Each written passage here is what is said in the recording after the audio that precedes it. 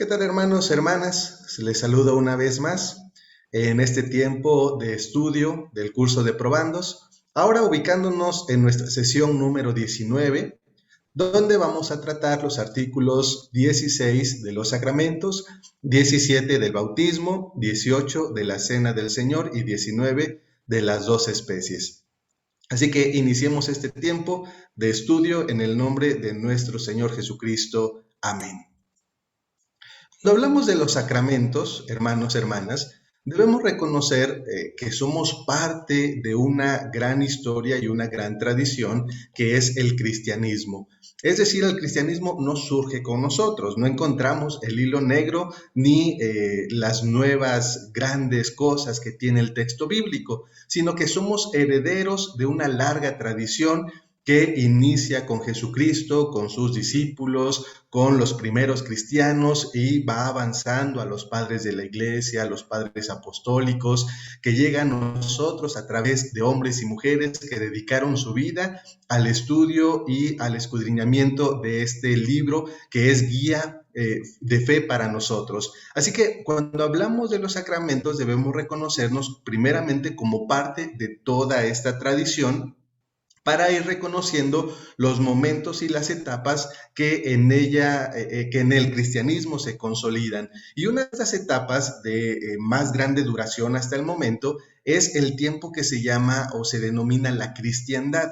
La cristiandad está determinada por el paso de la vida práctica, es decir, los primeros cristianos, los apóstoles, lo que les interesaba era mostrar prácticamente lo que de Jesucristo habían entendido y replicar el ejemplo de su maestro. Pero más adelante, hacia el siglo IV después de Cristo, esto se empieza a consolidar y se empieza a institucionalizar. Es ahí donde conocemos o reconocemos, inicia la cristiandad, la normatización, la institucionalización de la fe, de la práctica, y a partir de esta institucionalidad es que la cristiandad va a retomar rituales para unir a toda la vida del ser humano en la actividad de la iglesia. Es decir, la vida del cristiano se entendía a través de la vida en la cristiandad, es decir, a través de la vida de iglesia. Por lo tanto, toda la vida está inmersa en ese sistema y a partir de ello se establecen lo que se van a conocer como sacramentos. Reconocemos entonces, por lo tanto, que a partir de esto la Iglesia Católica, Apostólica y Romana mantiene hasta el día de hoy 7 sacramentos, los cuales contienen la vida del ser humano. Inicia la vida de la persona en el bautismo. Por eso ellos tienen mucho énfasis en que los niños se bauticen, porque ahí inicia su vida, su caminar en este mundo. Dentro de la iglesia debe ser así. Después del bautismo viene la primera comunión y a lo largo de su vida debe participar de la Eucaristía, que más adelante nosotros vamos a llamar la Cena del Señor. Para continuar con su vida debe hacer la confirmación y debe, si ha pecado, hacer actos de penitencia para seguir perteneciendo. Más adelante, ya cuando está en capacidad de casarse, sea hombre o mujer, vienen estas dos clasificaciones. Una, o la orden sacerdotal, donde los hombres se iban hacia el sacerdocio y las mujeres hacia ser monjas, o decidían casarse. Entonces, como parte de los sacramentos y al final de las vidas, la extrema unción, la aplicación de los santos óleos. Entonces, con esto la cristiandad mantenía a la vida del ser humano dentro de la iglesia, en estos 7 sacramentos, y por eso se establecen. No vamos a ahondar más en cómo se establecen o dónde están sus principios bíblicos, porque los tienen, sino vamos a continuar en lo que nos atañe el día de hoy. Así que en esta historia de la iglesia, más o menos hacia el siglo XVI-XVII, viene el movimiento que llamamos de reforma, donde se busca regresar no a la cristiandad, a la estructura, a la institución, sino al comienzo. va a decir Martín Lutero, a la sencillez del Evangelio. Esta sencillez que es replicar el ejemplo de Jesucristo, y de ahí entonces hay una nueva forma de leer el texto bíblico y de analizar los sacramentos, por lo cual, a través del escudriño que van a hacer los reformadores, van a quedar 7 sacramentos fuera de la intención reformada evangélico-protestante. Y solamente van a quedar 2, que es el bautismo y la Eucaristía o Santa Cena. Y estos 2 van a quedar porque, yéndonos al texto bíblico, son los 2 que pueden realmente, o desde la perspectiva protestante evangélica, pueden pasar el tamiz de ser ordenados por Jesucristo y realizados por Él. Es decir, Jesucristo se bautizó y mandó que se bautizaran. Jesucristo participó de la cena, de la Eucaristía, y mandó que se hiciera. Y entonces esto es lo que nosotros el día de hoy concebimos como sacramentos. Por eso la diferencia entre la Iglesia Católica, Apostólica Romana y las iglesias evangélico-protestantes.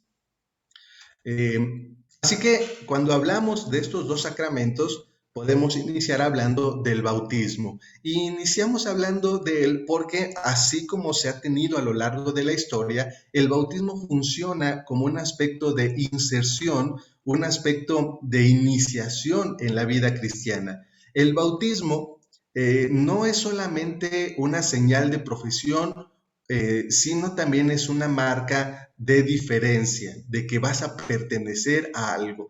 Es, por tanto, una señal de regeneración o nuevo nacimiento, entendida desde las etapas de la vida en que se puede realizar, y ahorita hablaremos más de ello. Por lo tanto, reconocemos el día de hoy que el bautismo, hermanos, hermanas, es una iniciación, comienzo en la vida cristiana.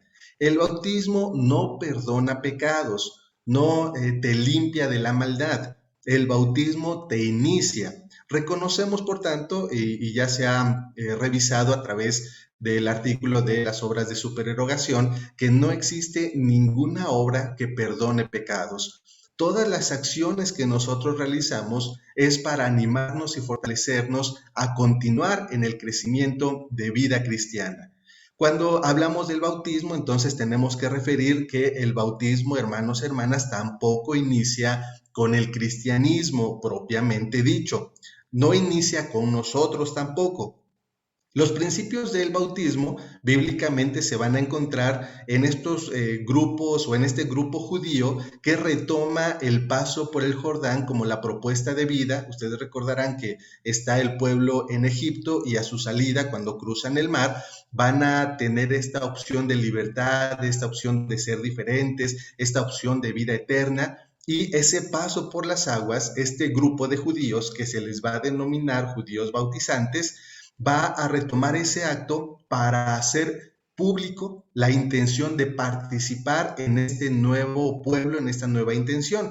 En el tiempo de Jesucristo, se reconoce entonces que Juan el Bautista se llama así, no solamente porque bautizaba, sino se llama Juan el Bautista porque pertenece al grupo de los judíos bautizantes. Este es uno de los 7 grupos que están con mayor fuerza en el tiempo de Jesucristo. Solamente a manera de recordatorio, otros grupos son los fariseos, los saduceos, los escribas, que son de los más nombrados, pero existe este grupo de los judíos bautizantes. Entonces, a través del acto que ellos realizan, cuando dice la Escritura, viene Jesucristo y Juan lo bautiza, es porque ellos tienen la intención de hacer pública la intención de cambiar. Entonces, este arrepentimiento tiene que ser verbal y enfrente de toda la congregación para que la congregación sea consciente del cambio que ha propuesto la persona. A este cambio es al que se le conoce teológicamente como el bautismo de agua. Cuando yo digo quiero ser diferente, quiero, dice la Escritura, el que robaba ya no roba más, el que hurtaba ya no lo hace más, y tener esta intención de cambio, es el bautismo con agua, porque es nuestra intención. Cuando Jesucristo o Juan el Bautista dice, viene alguien que les va a bautizar con el Espíritu, se habla no solamente de la intención, sino del cambio en la vida de las personas que va a producir verdaderamente el sujetarse a esa decisión. Porque si yo solamente digo quiero ser diferente, pero no ha cambiado nada en mí, no voy a hacer las cosas diferentes. Es decir, si voy a la tienda y el que está atendiendo me da mal el cambio y me da de más, entonces yo puedo decir soy una buena persona, pero se me olvidó devolverle lo que me dio de más. Cuando viene el bautismo del Espíritu, estamos totalmente inmersos en la propuesta de Jesucristo de hacer siempre lo que es justo. Y entonces no hay excusa para decir se me olvidó o yo lo necesito o qué bueno que me dieron esto, sino hacemos lo que es correcto porque está en nosotros el Espíritu Santo. Así que esta intención de bautizar proviene del mismo pueblo judío y de esta intención de hacer público. De hecho, en los primeros tiempos de la iglesia, las confesiones de arrepentimiento se hacían en medio de la congregación. Todavía Juan Wesley lo recupera y así se hace en los grupos, en las clases, en las sociedades, de manifestar públicamente el pecado en el que se ha caído.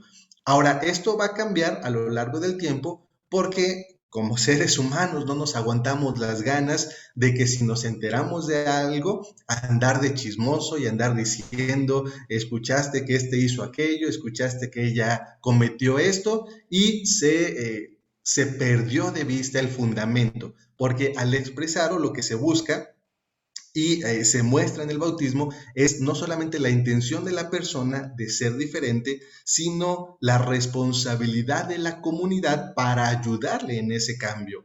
Cuando se pierde este sentido, entonces el arrepentimiento, la confesión, se va a pasar a un aspecto individual, ¿no?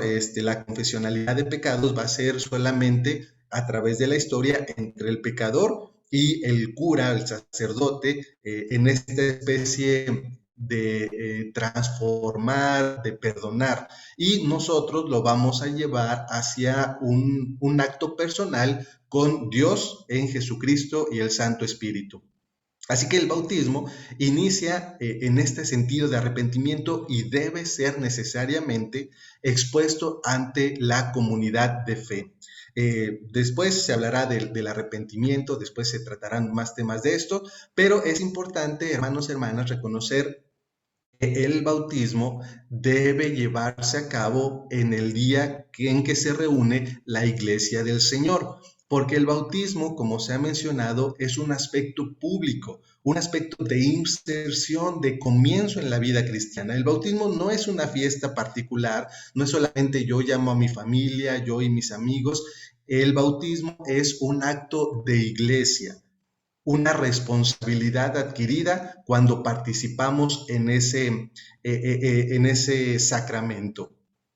Por lo tanto, vamos a reconocer los elementos para el bautismo es primeramente el candidato. Debe haber alguien que desee bautizarse. Y aquí hay dos opciones. O es un adulto, y si es un adulto, ha entendido en qué consiste ser parte del reino de Dios en este aspecto personal, trabajando en la iglesia metodista.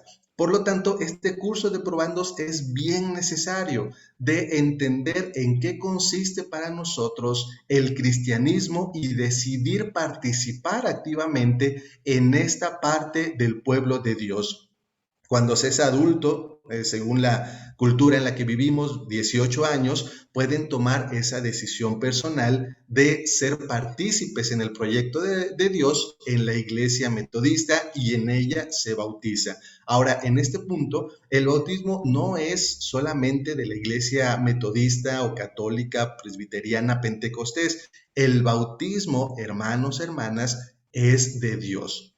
Él lo da, Él lo proporciona. Por lo tanto, para nosotros cualquier bautismo es aceptado porque el bautismo es de Dios. Cuando hablamos ya del bautismo de infantes, lo reconocemos igual en este sentido de iniciación. Es decir, la persona adulta decide iniciarse en el cristianismo a partir de la iglesia metodista o de cualquier otra congregación que así decida. El infante, a través del conocimiento de sus padres y el entendimiento de sus padres, es iniciado en este caminar. Por lo tanto, dice nuestro libro de la disciplina, el bautismo de infantes debe ser retenido en la iglesia. Y entiéndase este aspecto de iglesia como los miembros en plena comunión, porque los miembros en plena comunión ya pasaron por este curso, ya entendieron, ya comprendieron en qué consiste para nosotros el bautismo y todas las demás doctrinas, en qué consiste para nosotros la presencia de Dios, y se lo pueden dar a conocer al pequeño. Por lo tanto, si alguien no es miembro de la iglesia metodista, en este caso, tenemos reservas y estamos por disciplina obligados a no llevarlo a cabo, porque no tenemos la certeza de que este pequeño será educado según estos principios, y puede ser que sea bautizado bajo otros principios, como por ejemplo los que tiene la Iglesia Católica o algunas otras denominaciones que no van acorde con el entendimiento que nosotros tenemos. De tal manera que solamente bautizamos a los hijos de hermanos miembros en plena comunión. Así que, hermano, hermana, si tú quieres bautizar a tu pequeño o sabes de alguien que quiere bautizar a sus hijos, recuérdales que deben cursar este tiempo de probandos para comprender en qué consiste, y reconociendo las diferencias entre el bautismo en la Iglesia Católica y el bautismo en la Iglesia Metodista, donde reconocemos que para la Iglesia Católica el bautismo infantil tiene que ver con el perdón de pecados, con el quitarle los cuernos al niño para que se porte mal, y nosotros reconocemos que no es así. El niño se va a seguir comportando como niño, va a seguir siendo travieso porque es un niño, pero va a ser educado en los valores del reino de Dios, amor, paz y justicia, y a través de ello la iglesia le va a ayudar al proporcionar los momentos y los tiempos de estudio, de preparación. Así que, hermanos, hermanas, cuando un pequeño se bautiza en la iglesia metodista, los padres y la congregación están unidos en la responsabilidad de la educación al pequeño, para mandarlo a cuna, si es que se tiene en la iglesia, o escuela dominical, para que pase a la liga de intermedios, a la liga de jóvenes, para que ya de adulto pase a la fraternidad o a la femenil o a la legión y pueda seguir su crecimiento. Así que el infante que inicia este recorrido con Jesucristo, se espera que más adelante, cuando cumpla 12 años, pueda participar del curso de probandos y empezar a reconocer o hacer su profesión de fe, para que cuando ya sea mayor de edad pueda, de decisión personal, dar a conocer que acepta a Jesucristo como Señor y Salvador. Y es todo un proceso donde, si la iglesia no sabe que alguien se bautizó, que un niño se bautizó, entonces ni nos acordamos de él ni sabemos de él. No nos causa entonces conflicto de que más adelante los jóvenes se alejen de la iglesia, porque como iglesia no hicimos nuestra responsabilidad de guiarlos y de educarlos, porque ni siquiera nos enteramos a qué hora fueron iniciados en este caminar de Cristo. Así que el bautismo es una responsabilidad. Por eso el segundo elemento es el oficiante. El oficiante, según nuestra disciplina, debe ser un ministro ordenado, y esto tiene como fundamento solamente el buen entendimiento de esto que estamos dialogando. Si el pastor conoce bien en qué consiste el bautismo en la iglesia metodista, puede explicarlo, porque hay pláticas que se deben llevar para este sacramento. Así que, según la disciplina, se busca que sea un presbítero ordenado, para que como institución estemos plenamente seguros que se entiende lo que debe hacer. Otro elemento es el agua. Y una vez más, hermanos, hermanas, el bautismo es don de Dios, dado por Dios. Por lo tanto, a lo largo de la historia sufrió algunos conflictos, hubieron algunas dificultades. Una de ellas, allá por finales del siglo IV, en la persecución, una de las persecuciones que se llevó a la iglesia, eh, venía esta pregunta: o te arrepientes de ser cristiano y te perdonamos la vida, o no te arrepientes y vas a morir. Varios decidieron arrepentirse para salvaguardar su vida. Cuando esta persecución termina, una de las primeras termina, la pregunta es: ¿qué hacemos con estos que negaron la fe, que han sido bautizados y que ahora, ya cuando hay paz, quieren volver a regresar?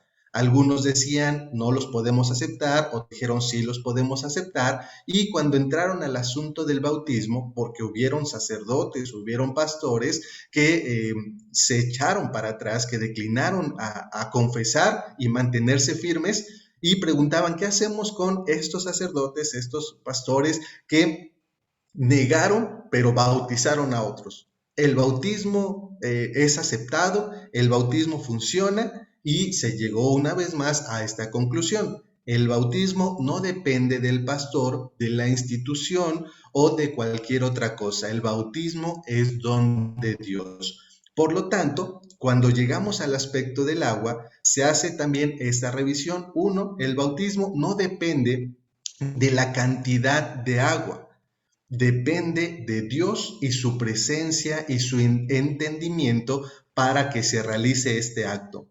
Y más adelante también, cuando el cristianismo ya se empieza a esparcir en diferentes zonas y la cantidad de agua empieza a ser un problema, porque llega a lugares donde el agua es complicada de encontrar, se vuelve a retomar este asunto. Lo importante no es la cantidad de agua, y así lo confesamos como Iglesia Metodista. Lo importante es tener el elemento que dé a conocer y que haga entender a las personas en qué consiste esta iniciación en el cristianismo. Por lo tanto, se reconocen tres modos, tres formas de llevar a cabo el bautismo, hablando del elemento del agua. El primero es la aspersión, que no es muy popular en la iglesia metodista, pero seguramente en algún momento en la iglesia católica lo han visto, cuando el sacerdote toma una varita con una bolita arriba y la pone en el agua y la empieza a esparcir. Entonces, esa es la aspersión. Algunos también la hacen con las yemas de los dedos y la avientan. No es muy popular entre nosotros, pero sí se lleva a cabo. La afusión es la que nosotros más realizamos, que es cuando en la palma de la mano se toma agua y se vierte en la cabeza del candidato. Y la inmersión, que es la que algunos dirán más bíblica, es sumergir completamente a la persona. Entonces nosotros reconocemos que la cantidad de agua no es lo importante. Lo importante es tener el entendimiento y la comprensión de en qué consiste y a qué voy a entrar al participar de ello. Así que para nosotros no es importante con qué cantidad de agua te bautizaste, en dónde lo hiciste. No es importante. Lo importante es que lo hayas hecho, y este último elemento, que se haya hecho en el nombre del Padre, del Hijo y del Espíritu Santo. Eso es lo que requerimos para reconocer que el bautismo verdaderamente proviene de Dios.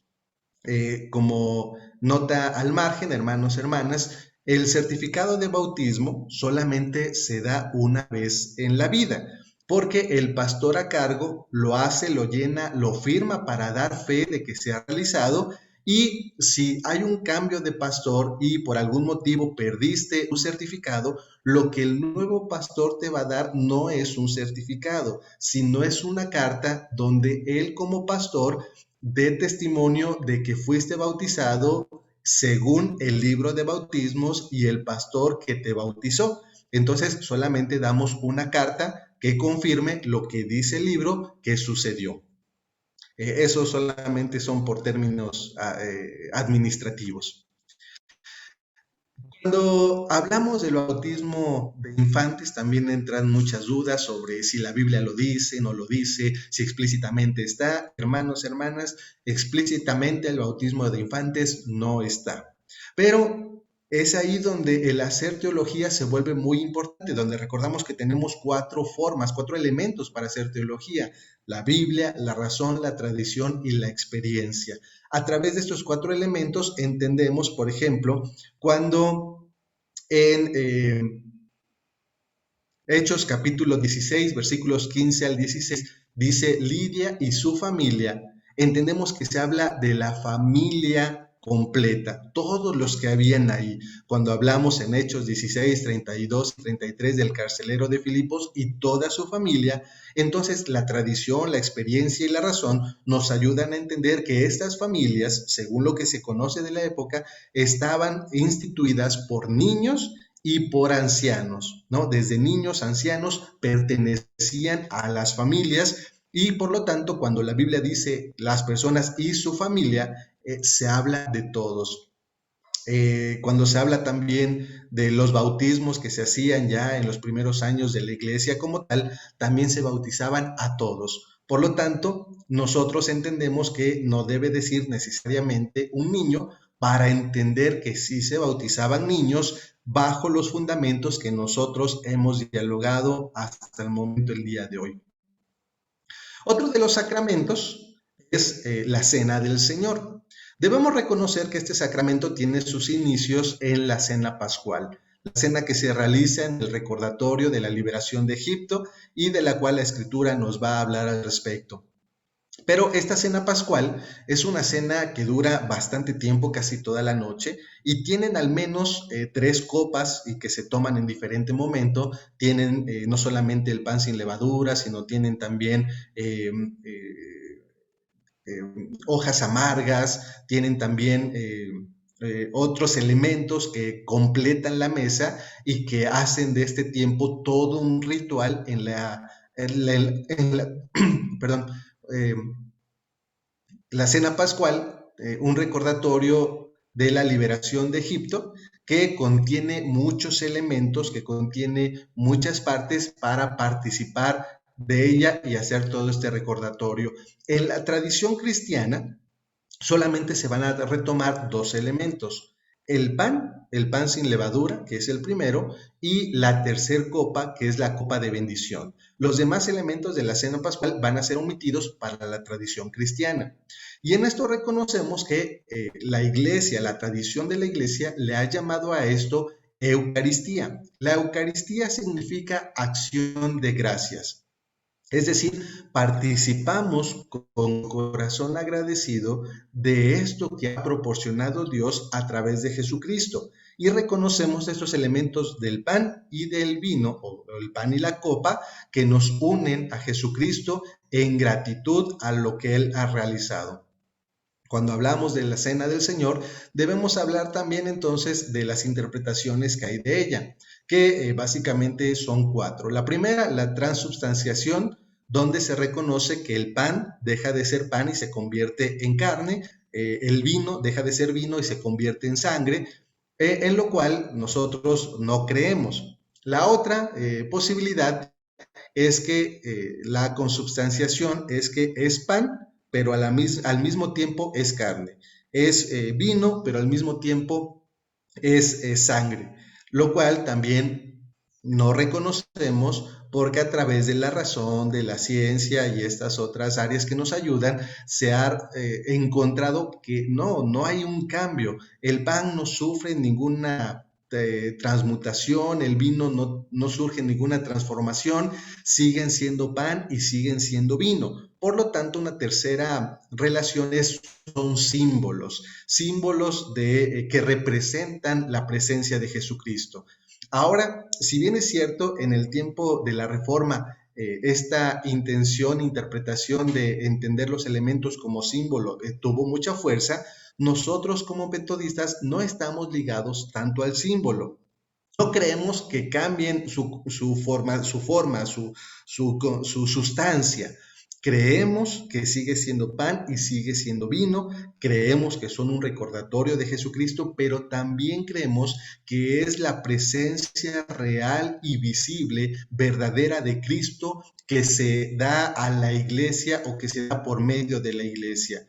Es decir, sí, sigue siendo pan, sigue siendo vino, Sí, son símbolo, pero también es real presencia de Jesucristo. Así que estas dimensiones que damos es el reconocimiento a lo que Jesucristo ha hecho por nosotros y se manifiesta en la cena del Señor.